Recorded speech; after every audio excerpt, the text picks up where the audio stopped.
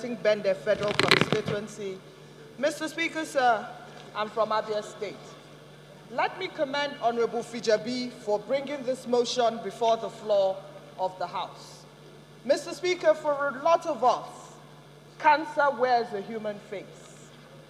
For a lot of us, we have either been victims of scare of cancer, or we have known people who have battled this dreaded disease. Mr. Speaker, there's a lot of talk about the best cure for cancer is in early detection.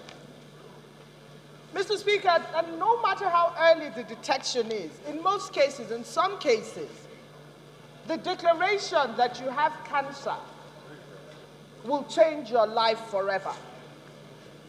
Mr. Speaker, cervical cancer is one cancer that afflicts so many women after they reach a certain age, especially postmenopausal women. Most of them are subject to cervical cancer. But Mr. Speaker, sir, the truth of the matter is that as far as cervical cancer goes, it is the one cancer that is preventable. It is the one cancer that they have narrowed down and they say is caused by a virus, the HPV virus. And Mr. Speaker, sir, because it is a virus, they have developed a vaccine to attack this virus. And so, every time you speak to people who are cancer survivors, cervical cancer, breast cancer, prostate cancer, thoracic cancer, whatever cancer, even leukemia, they say to you that the concern that they have is that there is no institutionalized plan for us to battle cancer. Our country has lost so many people to the battle of this dreaded disease.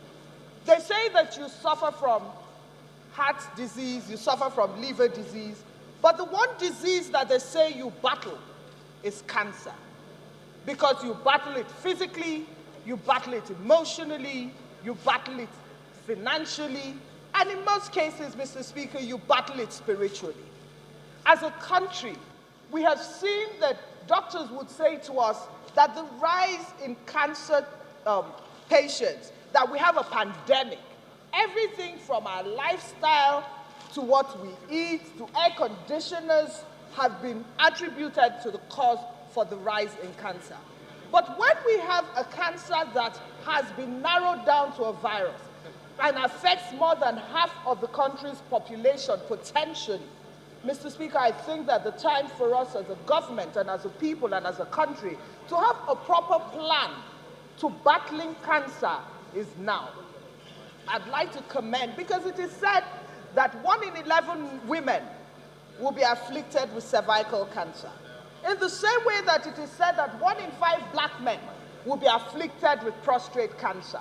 Mr. Speaker, sir, they say that a large number of women, men over the age of 50 may be afflicted with colon cancer.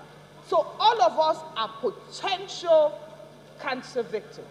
And so for us who have the opportunity today in this place, it is imperative that we come up with a national plan that speaks to funding, that speaks to drugs, that speaks to rolling back on cancer in the same way as we've rolled back malaria, in the same way as we've rolled back polio, and in the same way as we've attacked all other diseases. I would therefore thank my colleague once more for bringing up this motion, but I would also hope that even as we speak to cervical cancer, we also include it. We also include the prayers to include breast cancer, prostate cancer, colon cancer, and leukemia, especially as well in children, brain tumors and brain cancer that highly afflicts a lot of our young ones. So I'd like to thank you, and I just hope that we as a country actually do come up with that plan. I thank you. Honorable Sunday Adepuji will be the last contributor.